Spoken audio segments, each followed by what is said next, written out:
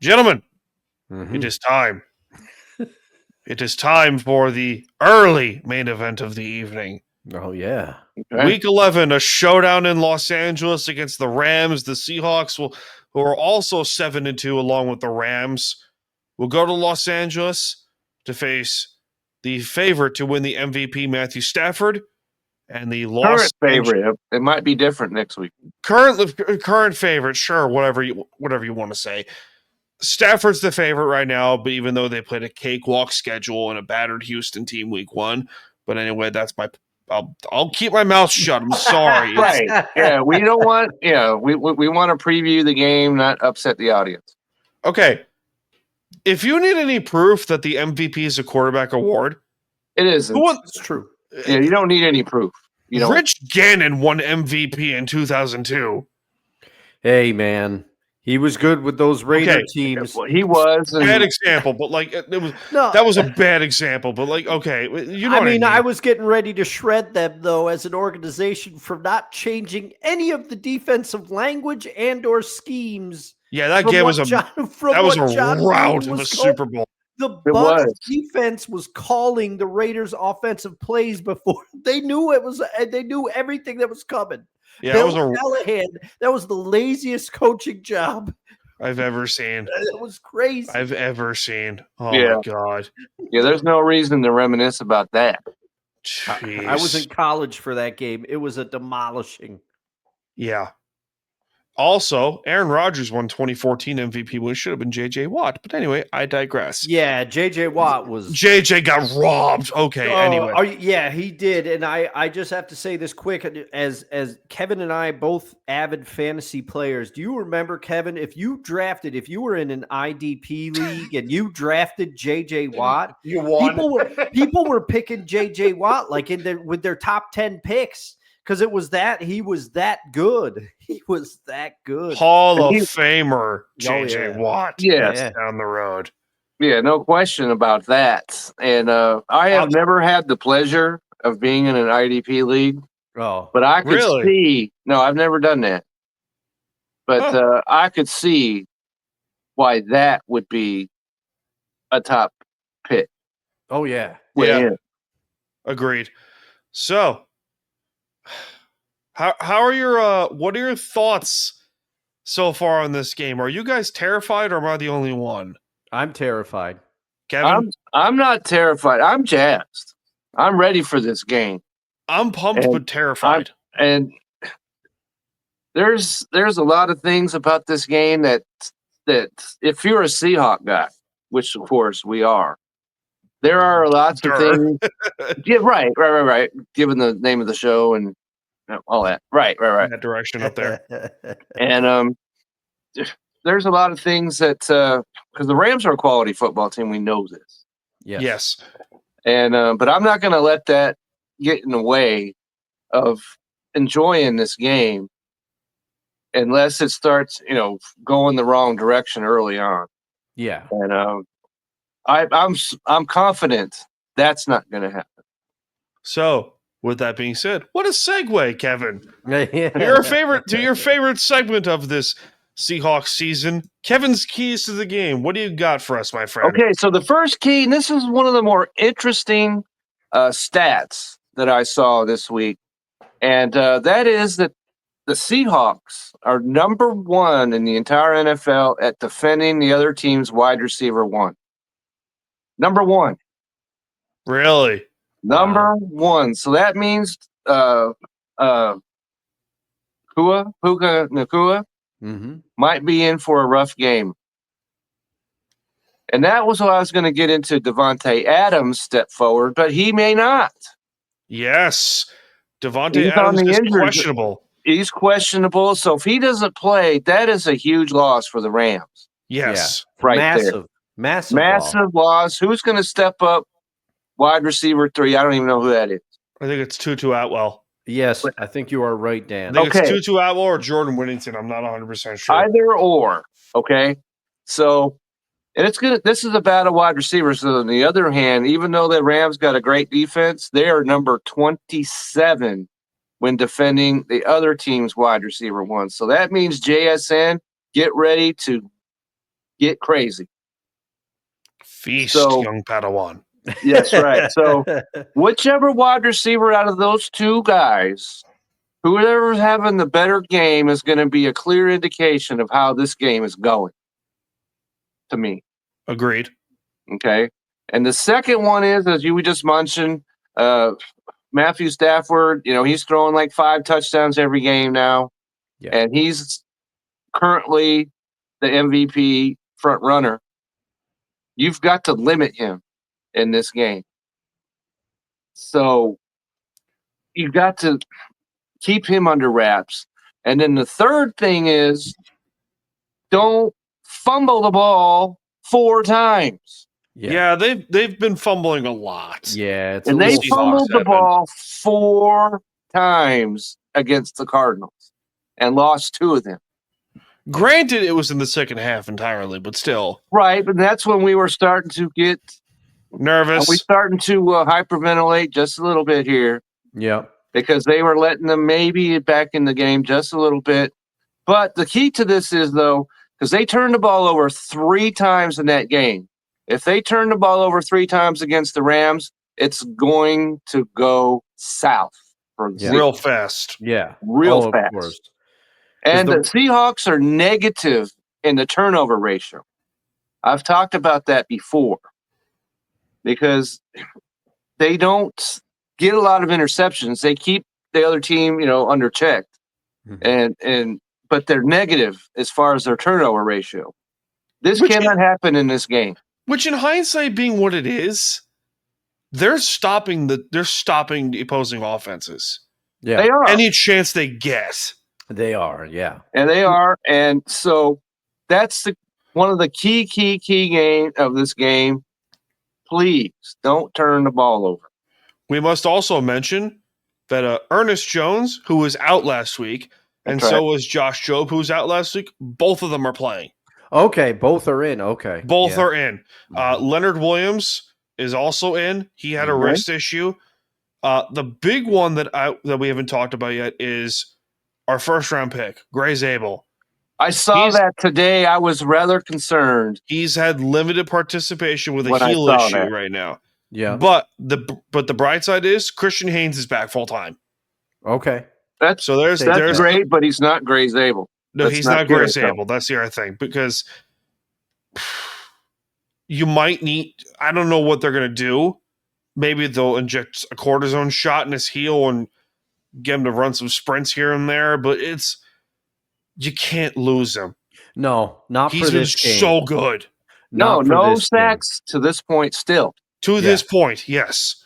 Which, if he were to give up a sack in this game, I'd be like, okay, fine. He's Yeah. playing hurt, Yeah. no big deal. But also, the other thing, Jalen Sundell is also out for this game. Yeah. Which we know there's- that. We knew that going into the week, pretty much. Which is So, like, take it with a grain of salt because he has not been great this year. And when he went down with the knee injury and Olu Oluwatimi went in Yeah. for him, you saw the immediate difference. Yeah, we talked about that last week. That was when the running game finally started to open up a little bit, and we didn't know if there was a correlation there. Yeah, at the post-game show, yeah. Yep. Yep. Yep. It was like, really? Come on, coaching. Yeah. Yeah. Or he's talent. Yeah. Could be Point. that. Could be. Could that. be. Could be. You never know. Oh, boy. Also, Cooper Kupp is back and Torrey Horton is out. Yeah, the Torrey Horton. I'd be a little bit more concerned about the Torrey Horton being out because he was starting to. he's got 6 TDs. Yeah. Prior to And like 15 catches. Right. It's unbelievable the amount of TD ratio this guy has. Yeah. I mean, Crazy. it would be a massive loss were it not for the Rashid Shaheed trade. I think that helps us out a little bit. Yeah. Because now, I agree Now- that 100 times over. yeah. So, Agreed. But the thing that I'm worried about, I got to get both of your thoughts on this because I'm you guys are both football experts, I would say. So I don't know about experts. I mean, yeah. Kevin's You the just- expert here. yeah, but you just rambled off the Seahawks 2015 offensive line. So Yeah, that's yeah. true. So, Yeah, Hey, so listen, you're unmasked, mister. So In my yeah. defense, the autism has its benefits. But It anyway, does. It does. You got to use what you got. that's right. But, autism powers. but I feel that if I Hey, may John. be so bold, hey John, how's it going? If I may be so bold, though, I would add another key to the game, even though my name's not Kevin. You got to figure out a way because the Seahawks, especially in the game against Arizona, they scored quick. They scored very quick.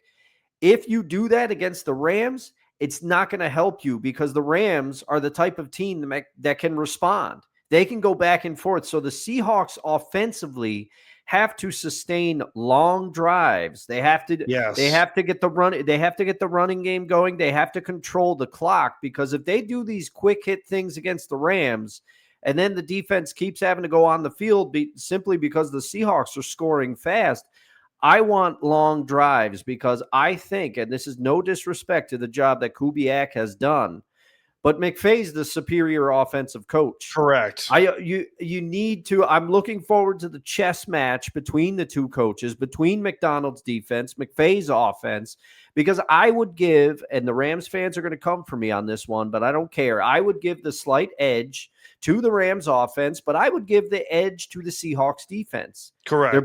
They're both good, but I think the longer you can keep the Rams offense off the field by using your own offense to sustain drives, that's another route to the win. Because if you try to go quick score with the Rams, they can score with anybody. They can.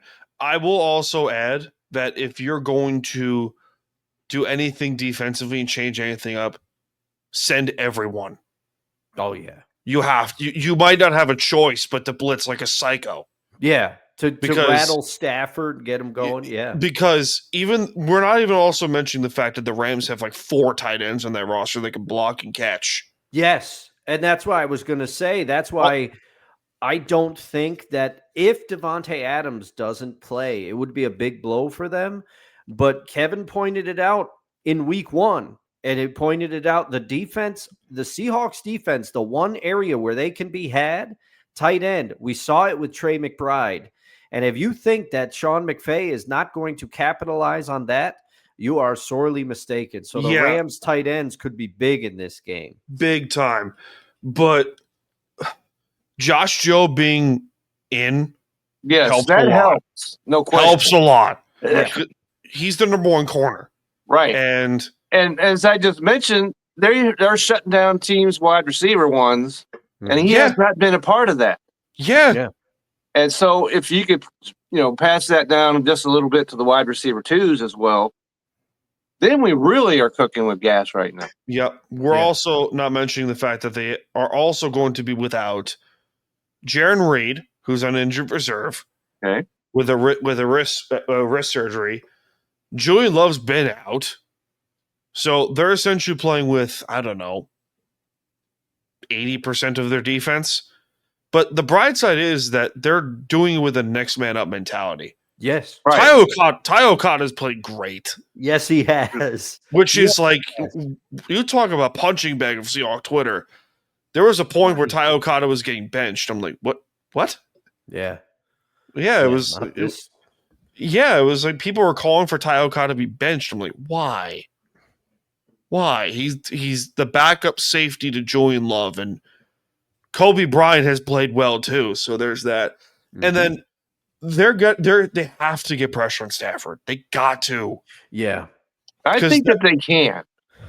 Mhm. That offensive line of the Rams. Let's be honest here. The Seahawks offensive line is better than the Rams. Yeah, I would give It for is. once. For once, I get once to see in, the like, Seahawks. For once in what feels like 20 years. Yeah. Yeah. Yeah, I would say, but what do you both think? And we'll let Kevin get back.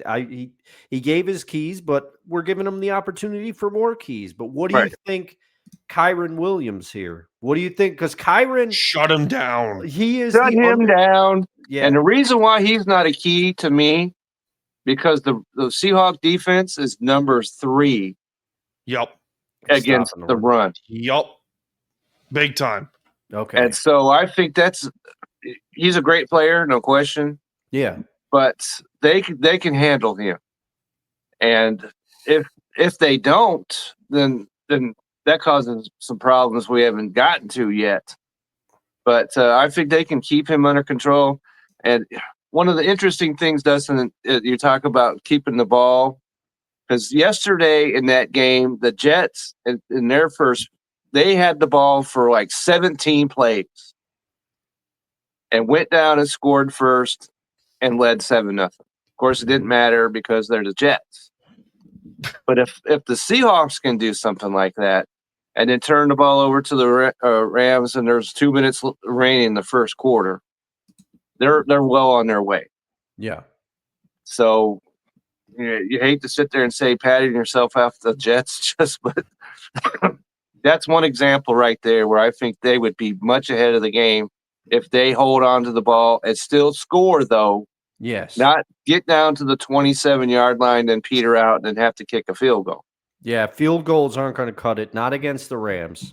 Oh, yeah. Not against the Rams, and I would Not argue against the Rams. The Rams, this game is going to be the toughest test of the season, and then you got the Colts. You got the Colts, I think, in a couple weeks, right? So those are going to be the 2 toughest tests, and this is the meat of the schedule right here. Right here, because they're both 7-2. They're both tied for first. If they lose this game, that's a second divisional loss. Yeah. Mm-hmm. And then the Rams are in first place with the game in hand. They still have to go to Seattle later. But if you can come out of this game with a win, you are sitting really nice. We're not even discussing the elephant in the room in this whole thing. The Seahawks are undefeated on the road. That's right. Yeah. 11-1 under Mike McDonald. 11-1, 4-0 this year, and the Rams do have a home loss. Where is and this game is in Los Angeles, which, say what you want, is not a home field advantage for the Rams. I can understand why it's not for the Chargers, because no one in Los Angeles gives a rat's rear end about the Chargers. Yeah, even though they've got a decent team, they got a good team of their own. Yeah, but the Rams have been around LA since I don't know, 70s, except for 70s, St. Louis, 80s, give or take. Yeah, yeah. So pre St. Louis. And if the Rams and they won a Super Bowl can't get a home field advantage, then all hope is lost to me. Yeah. This game will be this will be a bloodbath. Yeah. I can't wait. I cannot wait for this game, guys. And I think it's going to be a low scoring, even though these are 2 offensive teams. It's going to be one of those back and forth, and it's 17-13 with 3 minutes to play, and we'll see what happens. Kevin, what's your score prediction for the game? I'm going to. I know that not all, but a lot of the pundits out there have the Rams winning this game. And the Rams are, in fact, a 3.5-point favorite. Yep. Which, okay, they're at home. But I'm going to say that the Seahawks are going to win this game 20-17. I heard her. I heard Mrs. Wilson just like, yay. That was awesome. Dustin, who do you got? Okay. The first thing that came to my mind, people are going to call me a homer. I am usually the pessimist on this show. You are. But I am saying the Seahawks win this one 27-23. A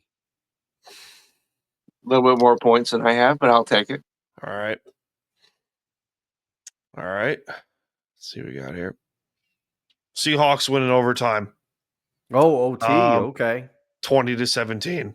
Okay, you and Kev got the same score. All right. I mean, this to me is the hardest game to pick because Absolutely, yeah. It is. you start going position by position. I give the Rams the edge at running back. I give the Rams the edge at quarterback. I give the Seahawks the edge at receiver. I didn't think I'd be saying that when you got Puka Nacua on the team, but we got Jackson JSN. We got JSN. So You might even give the the edge Seahawks there. the edge at offensive line too. Oh yeah, Right. I do And- give the Seahawks the edge at offensive line. I give the Seahawks the edge defensively, but Oh. and It's I close. It's We got a close. blowout. We got Yeah. a blowout comment. oh man, John enters the room and says 30-20 Seahawks taken in Los Angeles. I'm like, wow. oh man, I would Okay. I You are would love that. confident, John. Yeah, Also, Ryan is here. yes, Ryan, Ryan. bring it. Tea bags. I hope you get drunk off the salty Ram fans' tears on Sunday night. I bet they taste salty. I love Ryan's energy, and Ryan's usually not like this. But if you watch No Credentials Required enough, Which you should if you're not. Thank you. Thank you, that in. Kevin. Or if you watch Just Endure the Suffering, his Jet show, or if you Yes. listen to the myriad of other shows that he's done over the years, Ryan has a not so silent vendetta against a vocal Ram fan. He has called out Rams fans before.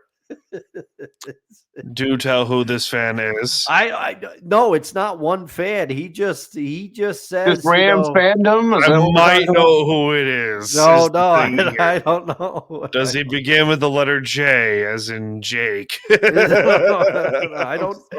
I don't know, but he had said, man, the degree the Rams fans, and it was a specific game, I think, that brought it out of him, and he was saying that the Rams fans were blaming officiating and they were angry that Oh, was it the Stafford, Jets lost? I don't know if it was, but then he was saying, you know, they if Stafford's not considered like the greatest quarterback ever, then the Rams fans get touchy. You know, he was Okay. saying it. He was saying it. Okay, I can defend Ram fans a little bit to a point because Yeah. people forget they had to endure with Jeff Fisher.